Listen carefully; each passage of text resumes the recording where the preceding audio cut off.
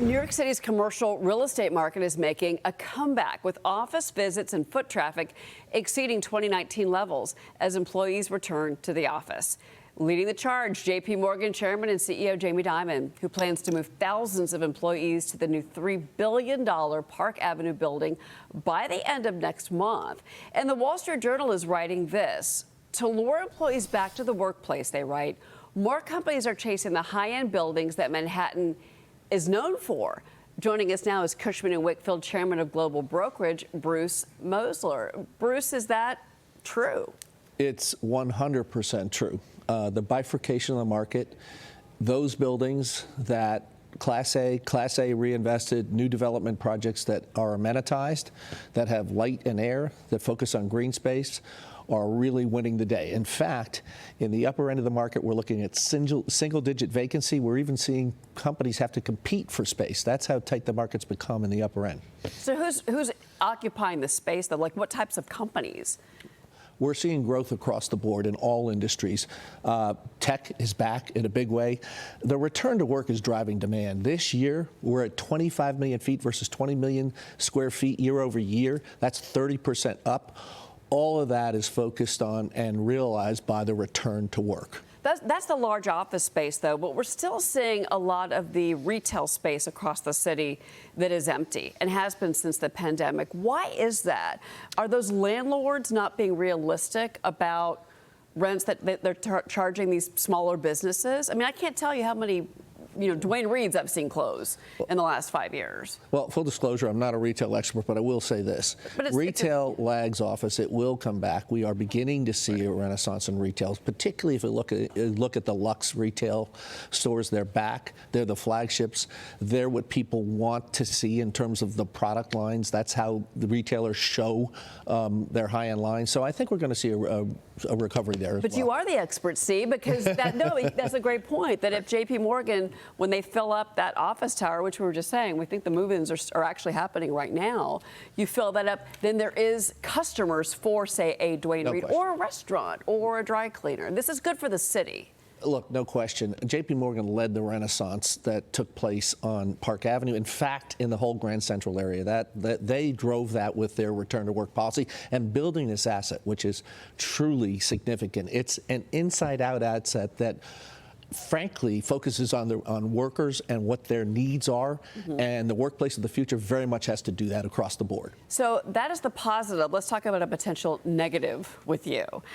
Real estate experts across the board are warning of another mass exodus from the city if Democratic socialist Zohran Mamdani wins the New York City mayor's race. His proposals include a rent freeze, publicly subsidized buildings, rent-stabilized units, doubling funding to preserve public housing, and then fast-tracking affordable housing projects. Executive Vice President of the Trump Organization, Eric Trump, joined me yesterday. Listen to what he told me. And I'm a guy who left New York, right? I mean, the difference between New York and Florida, if you live in the city, is about 15%. I mean, all the wealth of New York left New York. So much of the wealth came down here. I mean, nowhere in the world can compete with New York City if they just take the noose off of people's necks, but they're unwilling to do it. And what will happen if he does this, if he gets elected, if he raises taxes more, you're just going to drive more people out of the city and more people out of the city. And by the way, those are the people that pay the disproportionate amount of taxes, in New York. And by the way, Bruce, Fox News is reporting that some of the richest landlords and real estate executives in this city are going to be meeting today with Andrew Cuomo, who is also running for mayor. Well, let me begin with this. I don't think it matters who the mayor is as long as they understand, first and foremost, that there are two things that drive New York City. First, crime. If we don't keep crime under control, that is the single most important thing in terms of where people and why corporates want to be where they are. In fact, all citizenry needs to have a safe city, safe streets. So crime's number one, no matter who the mayor is. Secondly, in addition to that, we have a 1% vacancy in the housing stock. So if we don't start to build affordable housing for the workforce of the future, we're going to have significant challenges. Thirdly, whomever is the mayor has to understand they don't control all of the levers. In point of fact, the levers when it comes to taxes, personal, corporate, and otherwise, they belong, to the best of my knowledge, with the governor. When it comes to how to best build affordable housing for the future, I'd suggest that a public-private partnership, that's the model that has worked the best. So we should understand that no matter what people say, there is governance in place that we should be very focused on in terms of what you can and cannot do. And in my opinion, this city, by the way, has survived a pandemic, has survived other tragic events like 9/11, which we must never forget. We're coming upon that date very soon. So we'll be okay in the long run. Greg, your thoughts? Yeah, I guess my question to you, Bruce, shifting gears a little bit. I mean, I follow the interest rate sector pretty closely. I mean, to what extent, I mean, I think, you've got the monetary side now, the fiscal side.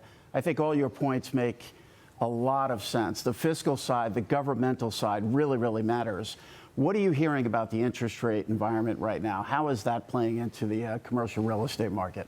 Well, I think interest rates obviously have a huge impact in terms of the cost of funds makes a profound difference in terms of what can and get refinanced. It impacts the value proposition of a lot of these assets. So at the end of the day, interest rates coming down will be a significant factor in, I think, not only realizing a vibrant future for New York City, but also addressing the value proposition, which will make some of these assets, put some of these assets rather in a much better position go forward. Yeah, but also too, going back to that, just to pivot back to what you were saying about the city of New York, we have survived a lot, but I think the reality is, if you have someone that comes in and wants to take on $80 billion in debt to the city coffers and wants to defund the police, he has stated that, who wants to get rid of, he said this Sunday, I want to get rid of the gang, that monitors and has like a database of gang members in the city. All that goes back to why I think many are so concerned. And the real estate community is so concerned about an election that's 8 weeks away. And it's why I said, and I'll repeat, the mayor who isn't focused on the fact that crime matters, that at the end of the day, controlling crime is essential to not only the vibrancy of this city, and look at how well New York has done. We have to remember we're coming off a very good place. We're about to be back on the 10-year historical average for demand in the city. The return to work is at almost 80%. No other gateway city is in that particular position. That's because we've been very focused on those two things. So anybody that doesn't understand those dynamics, I think, is going to be challenged. Well, and I think that's why we talk so much, Chris, about what we're seeing in these Democratic-led cities. It's not just New York, it's Chicago.